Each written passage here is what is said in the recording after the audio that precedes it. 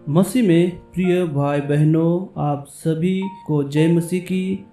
आज की इस वीडियो में मैं आप सभी का स्वागत करता हूं। अगर आप क्रिश्चियन हैं और ग्राहम स्टैन को नहीं जानते तो ये वीडियो पूरा जरूर देखें। Doctor Graham Stuart stand Australia के एक मसीही मिशनरी थे जिसका जन्म 18 जनवरी 1941 को पामवुड, क्वीनलैंड, ऑस्ट्रेलिया में विलियम और एलिजाबेथ की दूसरी संतान के रूप में हुआ था। उनकी माता विश्वास में बहुत मजबूत थी, इसलिए ग्राहम स्टैन पर भी उसके माता के जीवन का गहरा प्रभाव था।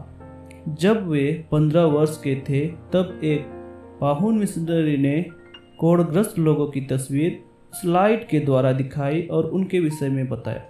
इसी समय ग्राहम स्टैन ने जोसिया सोरेन नामक एक लड़के की तस्वीर देखी जो लगभग ग्राहम स्टैन की ही उम्र का था और भयानक कोढ़ से पीड़ित था। कोढ़ग्रस्त रोगियों के लिए दुख और करुणा से भरकर और परमेश्वर के प्रति अपने गहरे प्रेम के कारण ग्राहम ने यह निर्णय लिया कि वह अपना जीवन कुष्ठ रोगियों की सेवा करने के द्वारा परमेश्वर को समर्पित कर देगा। भारत में कुष्ठ रोगी की सेवा करने की उनकी बुलाहट की पुष्टि 2 वर्ष बाद स्पष्ट रूप से हो गई, जब परमेश्वर ने न सिर्फ उनके व्यक्तिगत मनन अध्ययन के माध्यम से उन्हें इस सेवा हेतु अपनी बुलाहट दी, बल्कि इसी समय मिशन द्वारा संचालित की जा रही सभाओं में वक्ता ने वहां उपस्थित लोगों के सामने भारत के उड़ीसा राज्य के मयूरभंज नगर में कुष्ठ रोगियों के बीच में सेवकाई करने की चुनौती प्रस्तुत की। यह रोचक बात है कि जिस गांव को वे बाद में अपना घर बनाने वाले थे उसके साथ उनका नाता 1965 से जुड़ा। 8 वर्ष बाद ग्राहम ने भारत दौरा करने का निर्णय लिया। अपने 24वें जन्मदिन को 18 जनवरी 1965 को वे भारत पहुंचे। जब ग्राहम उड़ीसा में बड़ीपादा की गलियों से होकर जा रहे थे, उनका हृदय कुष्ठ रोगियों के कारण कष्ट भोग रहे रोगियों की दुर्दशा को देखकर पिघल गया। उन्होंने परमेश्वर और मनुष्य के प्रति एक गहरा समर्पण जताया और मिशनरी दर्शन को लेकर पूरी तरह से दृढ़ और स्पष्ट हो गए। उन्होंने अपने हृदय की गहराई में यह महसूस किया कि यह परमेश्वर की बुलाहट और जिम्मेदारी है कि वे जन समुदायों में अछूतों की तरह जी रहे लोगों की सेवा करने के द्वारा उन तक मसीह का प्रेम पहुंचाए। वे 1965 में evangelical missionary society of Mayurbhanj में शामिल हो गए और कुष्ठ रोगियों के बीच एन सेवा करना आरंभ कर दिया। उड़िया, संताली और भी भाषाओं को भाली भांति सीखा जो कि स्थानीय ग्रामवासियों और आदिवासियों के बीच बोली जाती थी। यह एक तथ्य है कि यहाँ तक कि सरकार ने भी उन्हें आदिवासियों के बीच में पोलियो उन्मूलन को बढ़ावा देने के लिए संताली भाषा एन एक गीत लिखने की जिम्मेदारी सौंपी। वर्ष 1981 के जून महीने में ग्राहम बड़ीपादा में, जो कि भारत के उड़ीसा राज्य के मयूरभंज जिले का एक शहर है, कुष्ठ रोगियों की सेवा कर रहे थे।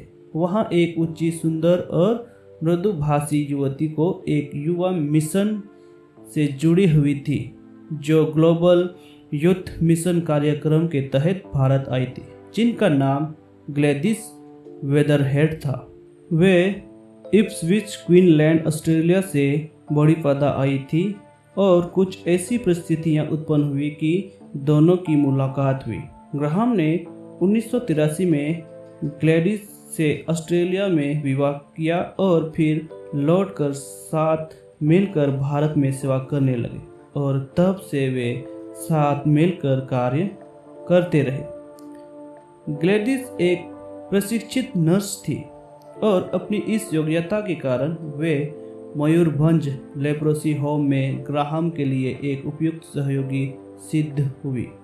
त्याग का जीवन व्यतीत करने वाले इस दंपति ने बड़ीपादा के मिशन कंपाउंड के भीतर एक पुराने भवन को अपना घर बनाया और बहुत ही साधारण जीवन जीने का निर्णय लिया। उनके 3 बच्चे थे, एक पुत्री एस्थेर जॉय और 2 पुत्र फिलिप ग्राहम और तिमोथी हेरल। उनका पारिवारिक जीवन भी एक चमचमाते उदाहरण की तरह था। ग्राहम ने मयूरभंज लेप्रोसी होम को 1982 में एक पंजीकृत संस्था के रूप में स्थापित करने में एक प्रमुख भूमिका अदा की।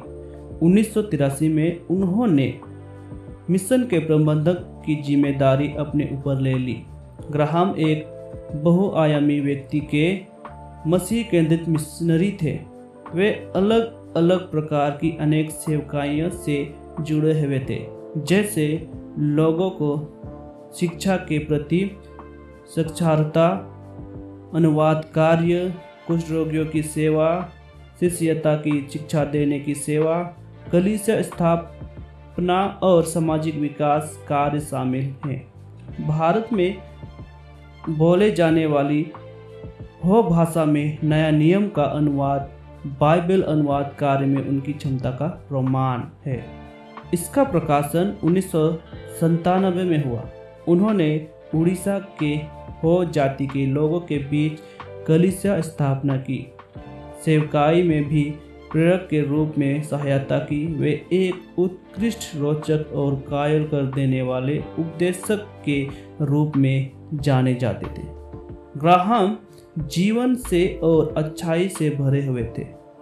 उन्होंने लेप्रोसी अस्पताल को एक आत्मनिर्भर स्थान बना दिया था, जहां रोगियों को आत्मसम्मान का बोध कराया जाता था।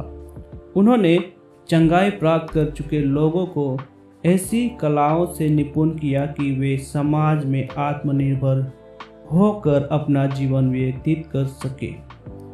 इस लेप्रोसी होम में 80 से 100 कुष्ठ रोगी रह सकते थे और यहाँ एक चिकित्सा केंद्र और एक व्यावसायिक प्रशिक्षित केंद्र भी था, जहाँ रोगियों ने साड़ी बुनना, पैरपोश, तौलिया और धोती बनाना सीखा।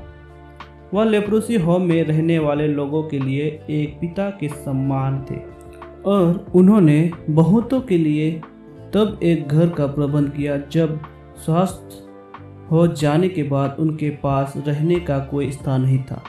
आसपास के लोग उन्हें बड़े प्यार से बड़े भैया कहकर पुकारते थे। एक रात 22 जनवरी 1999 को ग्राहम झारखंड के मनोहरपुर के जंगल कैंप में भाग लेने गए। यह उस क्षेत्र के मसीहियों के लिए धार्मिक और सामाजिक विषयों पर आधारित एक वार्षिक सहभागिता थी। यह गांव उड़ीसा के मयूरभंज और क्योरझार जिले की आदिवासी बहुल सीमा पर स्थित है। वे अपने दोनों पुत्र के साथ जो ऊटी से अपनी स्कूल की छुट्टियां बिताने आए थे, उड़ीसा के क्योरझार की ओर जा रहे थे। वे रात को बीच रास्ते में रुके और मनोहरपुर क्योरझार उड़ीसा में रात बिताने के लिए अपने वाहन के भीतर ही सो गए, क्योंकि बाहर कड़ाके की ठंड थी। ग्लैडिस बड़ीपादा मयूरभंज में ही ठहर गई थी। सूचना के अनुसार 50 लोगों की एक उन्मत्त भीड़ कुल्हाड़ियाँ और अन्य औजार लिए हुए वहां आए और वाहन पर हमला कर दिया। उस समय स्टैन और बच्चे गहरी नींद में वाहन के भीतर सो रहे थे। ग्राहम और उसके पुत्रों फिलिप और तिमोथी को जिंदा जला दिया। कुछ ग्रामवासियों ने स्टैन व उनके बच्चों को बचाने का प्रयास किया, परंतु सब व्यर्थ था। उन्होंने बच निकलने का प्रयास किया, परंतु भीड़ ने उन्हें बच कर निकलने नहीं दिया। डॉक्टर ग्राहम स्टुअर्ट स्टैन ने अपने जीवन के 34 वर्ष प्रेम के साथ हमारे मसीह के अनुग्रह को उन तक पहुंचाते हुए लोगों की सेवा करने में व्यतीत कर दिया। वे उड़ीसा में निर्धन आदिवासियों के बीच में और विशेष रूप से कुष्ठ रोगियों के बीच में 1965 से कार्य कर रहे थे। ग्राहम को मार डाले जाने के बाद भी ग्लैडिस भारत में ही रहकर 2004 तक कुष्ठ रोगियों की सेवा करती रही और फिर उसके बाद ऑस्ट्रेलिया लौट गई। हत्यारों को सजा सुनाए जाने के कुछ ही समय बाद ग्लैडिस ने एक वक्तव्य जारी करते हुए कहा कि उन्होंने हत्यारों को क्षमा कर दिया है और उनके मन में हत्यारों के प्रति कोई कड़वाहट नहीं।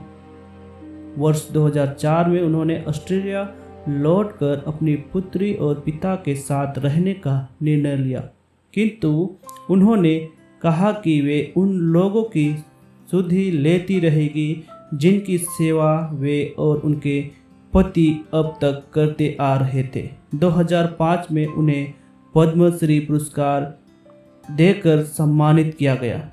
यह नागरिकों को भारत सरकार की ओर से दिए जाने वाला एक पुरस्कार है। इस पुरस्कार को उड़ीसा के कुष्ठ रोगियों की सेवा में उनके कार्यों के प्रति आभार जताने के लिए उन्हें दिया गया।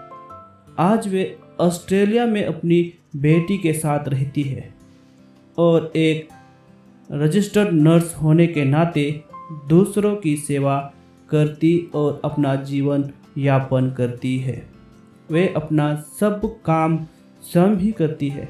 मैं आशा करता हूँ कि इस वीडियो के द्वारा मैंने परमेश्वर के दास ग्राहम स्टैन के विषय में एक लघु जीवनी के द्वारा आपको जानकारी दे पाया। अगर आपको ये वीडियो अच्छा लगा तो लाइक शेयर सब्सक्राइब जरूर कीजिए। आप सभी को जय मसीह।